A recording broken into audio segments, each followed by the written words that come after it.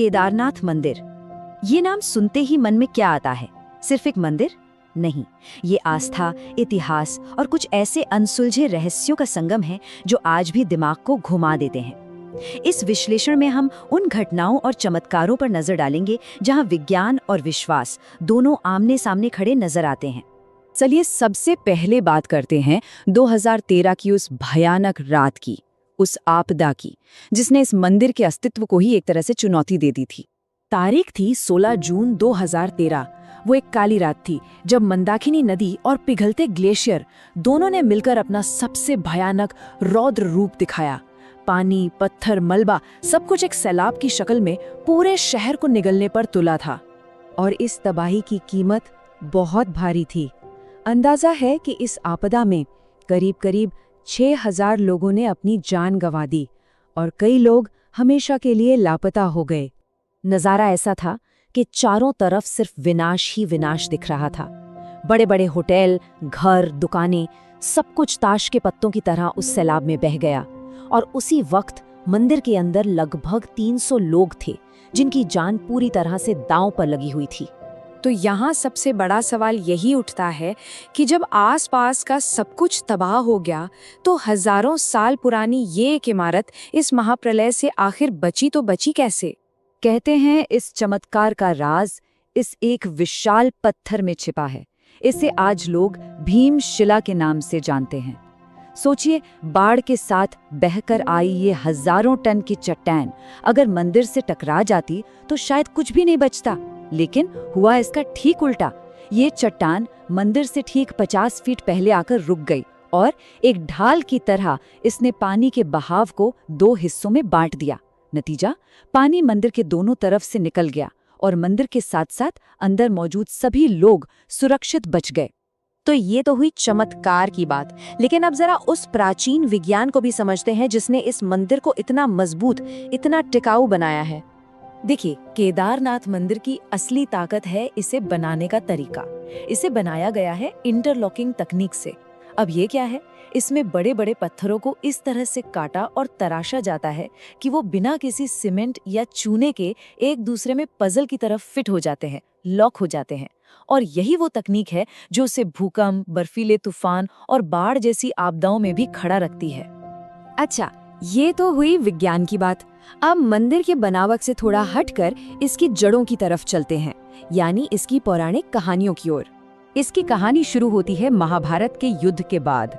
पांडव युद्ध तो जीत गए थे, लेकिन अपने ही भाई बंधुओं को मारने के पाप बोध से वो बहुत दुखी थे। वो इस पाप से मुक्ति चाहते थे।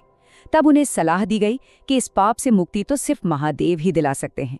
तो बस पांडव निकल पड़े भगवान शिव की खोज में। लेकिन शिव उनसे नाराज थे और उन्हें इतनी आसानी से दर्शन नहीं देना चाहते थे। पांडव जहां भी जाते, शिव वहां से अंतर्धान हो जाते। आखिरकार शिव ने एक बैल यानी नंदी का रूप लिया और जानवरों के एक झुंड में छिप गए। लेकिन भीम ने उन्हें पहचान लिया और जैसे ही बैल जमीन में समाने लगा, भीम ने झपट कर उसकी पीठ का कुबड़ पकड़ लिया। पांडवों की इस जिद और भक्ति को देखकर शिव आखिरकार प्रसन्न हुए, प्रकट हुए और उन्हें पापों से मुक्त कर दिया। और जानते हैं, यही वजह है कि केदारनाथ में शिवलिंग की पूजा एक बैल की पीठ के कुबड़ के रूप में होती है। अब सवाल ये है कि मंदिर बनाया किसने? इस पर भी एक राय नहीं है। पौराणिक कथाएं तो कहती हैं कि इसे पांडवों ने बनवाया था। वहीं इतिहास के पन्ने पलटे तो पता चलता है कि 8वीं सदी में आदि शंकराचार्य ने इसका पुनर्निर्माण करवाया।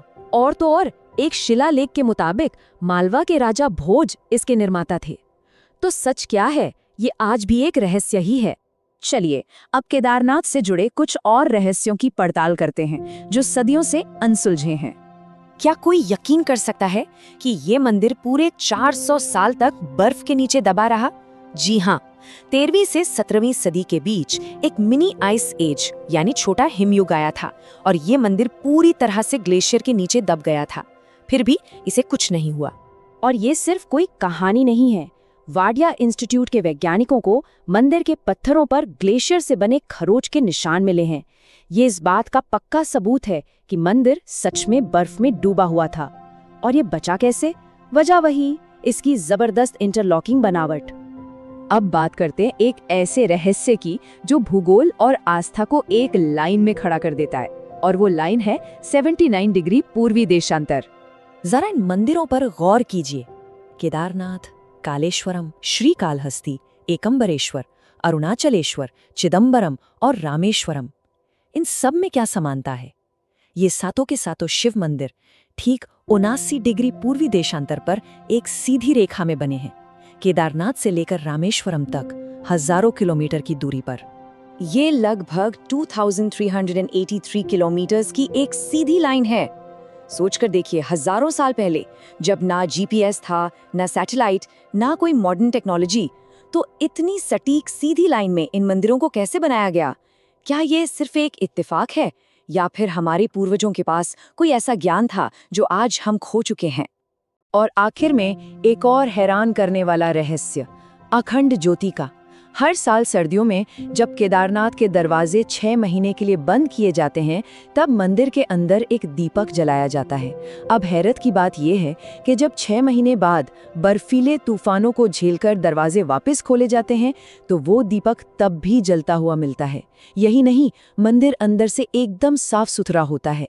मान्यता तो ये है कि इन 6 महीनों में देवता खुद यहाँ आकर शिव की पूजा करते हैं।